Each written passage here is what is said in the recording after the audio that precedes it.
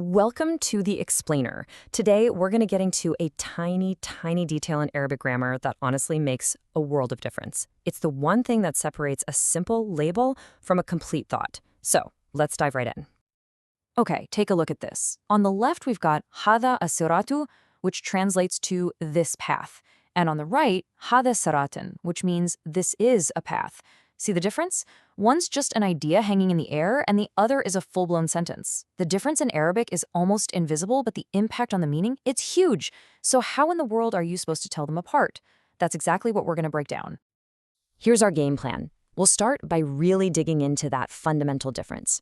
Then, I'm going to give you a super simple trick, a litmus test I call the single-word rule. After that, we'll see how this rule plays out when you're dealing with longer phrases. We'll even tackle some special cases like plurals. And finally, we're going to boil this whole thing down to one single rule you can take with you. All right, let's get into it. Section 1. This path or this is a path. It's time to get to the very heart of this grammatical puzzle. So think about this for a second. What's the one single detail in Arabic that can take an incomplete idea like this book and transform it into a complete sentence? This is a book. The answer you'll see is surprisingly simple, but man, is it powerful. And that answer brings us right to Section 2, the single word rule.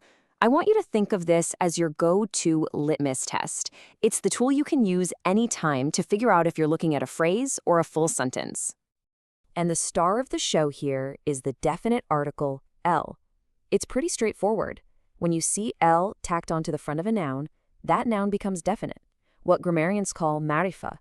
Think the book. But when that L is missing, the noun is indefinite, or nekira, which is like saying a book. And that little distinction, it is everything. Okay, now let's put this litmus test into action. On the left side, you see the demonstrative pronoun hada followed by a definite noun, one with L, like al-kitabu. What do you get? An incomplete phrase, a Murakkab-e-Ishari, this book. But look at the right side. Hada is followed by an indefinite noun without al, kitabun. And just like that, you have a complete sentence, a jumla ismiya. This is a book. So the key takeaway is that the presence or absence of al on the very next word is the switch that flips a phrase into a sentence. So that's the basic rule for a single word. Simple enough. But what happens when a whole phrase comes after the demonstrative pronoun? Well, that's what we're going to dig into in Section 3, applying the same rule to descriptive phrases. It's actually a really simple three-step process you can use every time. First, just spot your demonstrative pronoun and the descriptive phrase that comes right after it. Step 2, check that phrase. Is it definite? Does it have L? And finally, Step 3, just apply the rule. If the answer is yes, it has L, then it's all just one big demonstrative phrase. But if the answer is no, it doesn't have L, then you've got a complete sentence, and that whole phrase is the predicate, or the khabar. And this table right here, this is gold. It illustrates the whole thing perfectly. Let's look at that first row. هذا صراط مستقيم. The phrase, a straight path, is indefinite, no al. So it's our predicate, giving us the full sentence, this is a straight path. Easy. Now the second row. هذا الصراط المستقيم. Here, the straight path is definite because of al. So it just points back to hava, and we get an incomplete idea. This straight path. But now, check out this third one. This is the real magic. Hava as-siratu mustaqimun. The first word, as-siratu, has al, so it becomes the subject with hada, this path. But the next word, mustaqimun, is indefinite, so it becomes the predicate. And suddenly we have a totally different sentence. This path is straight. Incredible, right? 3 tiny variations, 3 totally different meanings. Okay, now that we've nailed the core rule, let's move on to Section 4. We're going to handle some plurals and other nuances. These are the kinds of special cases that can trip you up, and we'll see the rule in action with some really powerful examples. So here's a little puzzle for you. In Arabic, you'd say tilka al-kutub for those books. But hang on, kutub, books, is plural. The pronoun tilka is singular and feminine. So what's going on here? Why are we using a singular pronoun for a plural noun? Well, it's because of a fascinating rule called the non-rational plural rule.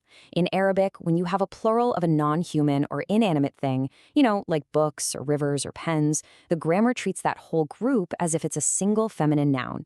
And that affects everything. It changes the demonstrative pronoun you use, it changes the adjective, and even changes the predicate. They'll all become singular and feminine to agree with it. It's a key quirk to get the hang of. Now let's see our main rule in action in a Quranic example. هذا سحر مبين. What comes after هذا? The phrase سحر مبين, obvious magic. Is it definite or indefinite? It's indefinite, there's no L, so it has to be the predicate, and we get a full, powerful sentence. This is obvious magic.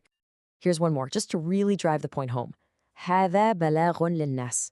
Look at the word right after the demonstrative, هذا. It's بلاغ, a message. It's indefinite, so right away you know you're looking at a complete thought. This is a message. The rest of the verse just adds more detail to that core sentence. So, after all these rules and examples, let's get to our final section, the one rule to remember. We've covered a lot, so now it's time to distill it all down to a single, powerful takeaway that you can always rely on. This is it. This is the whole thing in a nutshell. After any demonstrative pronoun, you just have to ask yourself one question. Does the very next word or the next descriptive phrase have alm on it? If the answer is yes, you're looking at an incomplete phrase. If the answer is no, that word or phrase is the predicate, and you've got yourself a complete sentence. That's the litmus test. It's that simple. So now you have the key. You know how to spot the difference. But let me leave you with a final thought to chew on. What happens if you actually want the predicate to be definite, to have al? How could you force Arabic to make that a complete sentence? Well, there's a really clever trick involving a separating pronoun like huwa. How do you think that changes the game we've just been exploring? That's a great question for the next step of your journey.